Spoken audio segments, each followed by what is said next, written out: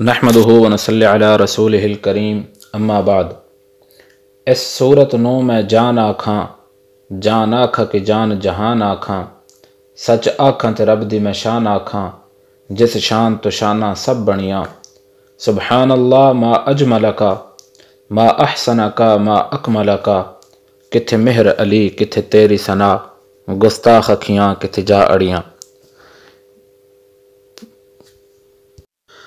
حضرت سید پیر مہر علی شاہ کے نام سے کون واقف نہیں ہے؟ قیامت کی صبح تک جب بھی ختم نبوت کا نام لیا جائے گا تو سید پیر مہر علی شاہ رحمۃ اللہ تعالی علیہ کا نام سر فہرست ہوگا۔ یہ 13ویں صدی ہجری کے آخر میں عالم اسلام کی ڈوبتی کشتی کو بچانے کے لیے اللہ کریم سبحانہ و تعالی نے سید پیر مہر علی شاہ کے روپ میں ایک ایسا شخص پیدا فرمایا جس نے نہ صرف بر صغیر پاک و ہند میں اٹھنے والے بے شمار فتنوں سے،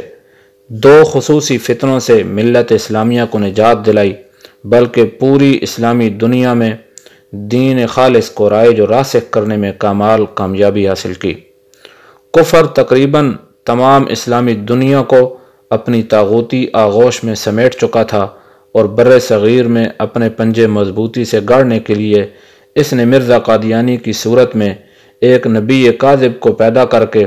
امت اسلامیہ کو صفحہ ہستی سے نیست و نابود کرنے کی پوری مذموم کوشش کی تھی، مگر سرخیل گروہ علماء اور اولیاء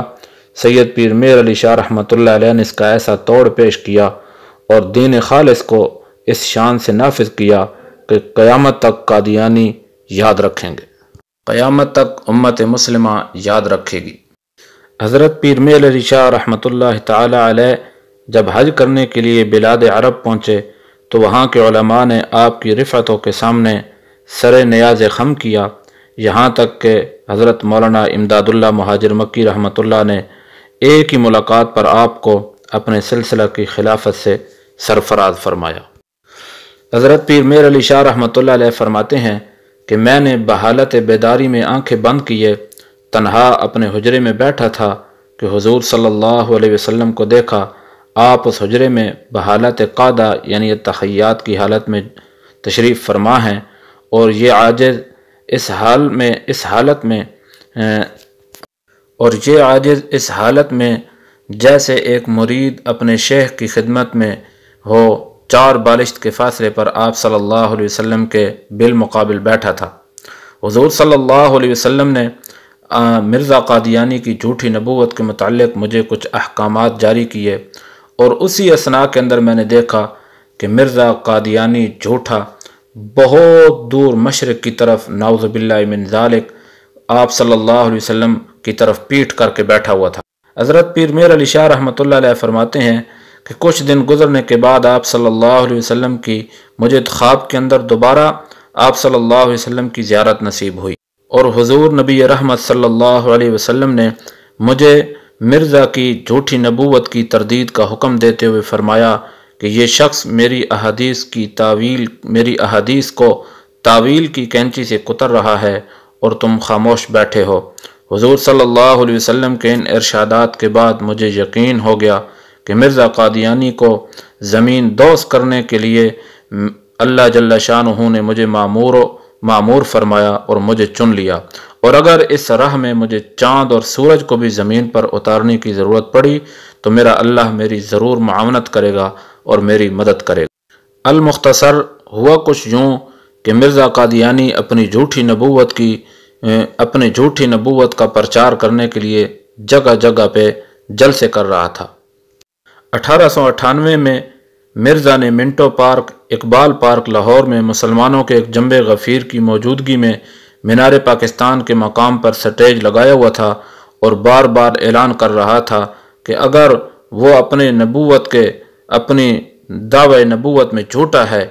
تو اس پنڈال کے اندر اس کا رد کیا جائے، اگر جو بھی اس کی رد کرنے کی کوشش کرتا تو اس کی زبان بند ہو جائے۔ ان دنوں اتفاق سے حضرت پیر مہر علی شاہ رحمۃ اللہ تعالی علیہ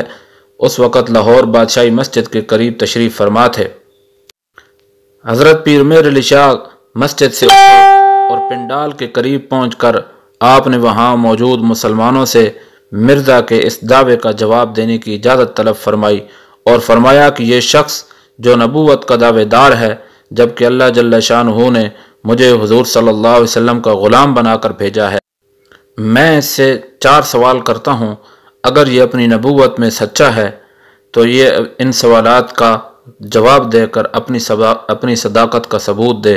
ورنہ میں اس کی تردید کرنے کی غرض سے بفضل خدا ان سوالات کا جواب دوں گا۔ حضرت پیر مہر علی شاہ رحمۃ اللہ علیہ نے سب سے پہلے سوال کیا کہ اگر یہ جو دریائے راوی لاہور کے کنارے سے گزرتا ہے، مرزا قادیانی اس کو حکم دے، اگر وہ اپنی نبوت کے اندر سچا ہے، دریائے راوی کو حکم دے کہ وہ اپنا رخ فی الفور تبدیل کر کے مینار پاکستان کی طرف اس پنڈال کے کنارے پر چلنا شروع کرے۔ سوال کرنا تھا کہ لوگوں کے سروں کے اوپر پرندے بیٹھ گئے کہ ایک ناممکن سا سوال کر دیا ہے۔ حضرت نے دوسرا سوال کیا کہ ایک پاک باز لڑکی، دوشیزہ لڑکی اس پنڈال کے کسی کونے کے اوپر بٹھا دی جائے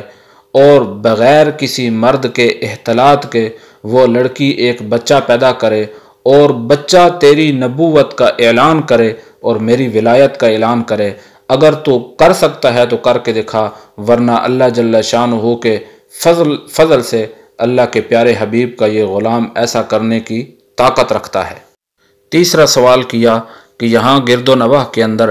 ایک کڑوا کنواں ہے، اگر تو اپنی نبوت کے اندر سچا ہے تو وہاں اپنے لعاب دہن سے اس کڑوے کنویں کا پانی میٹھا کر دے۔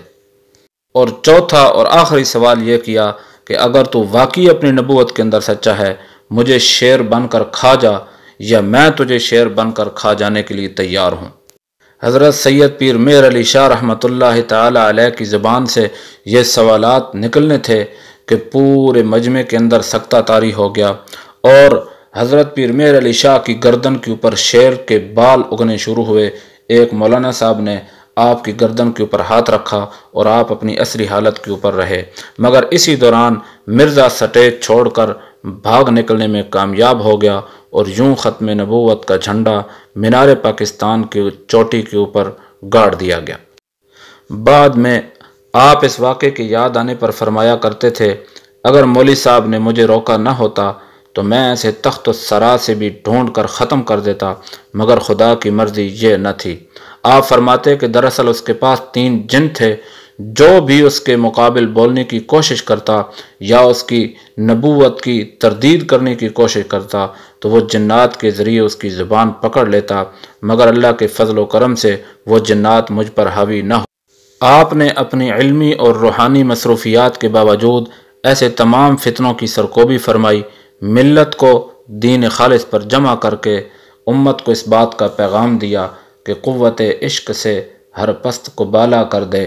قوت عشق سے ہر پست کو بالا کر دے،